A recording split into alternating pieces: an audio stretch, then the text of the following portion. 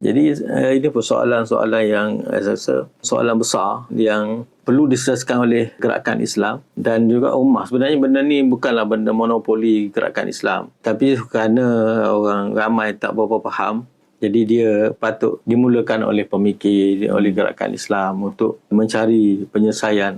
Sebenarnya kalau dia betul-betul dapat dikemukakan kepada masyarakat, benda ni saya yakin 100% dia akan diterima. Sebab orang yang kita katakan sekular, yang pegang pada barat punya aliran keilmuan tu, dia pun mencari, sebab dalam diri dia ada iman. Dia nak cari solusi juga. Kenapa Islam dengan sains jadi gini? Bila dia mengentar, dia kena ikut cara ni.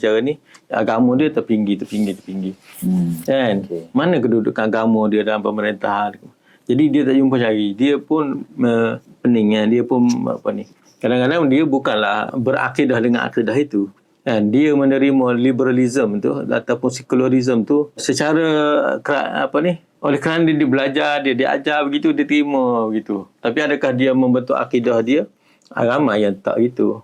Walaupun ada yang macam-macam orang kata meruk nak pegang benda tu, rasa itulah yang ni ada juga kan. Tapi ada juga yang dia terima sebagai sebab dia belajar gitu.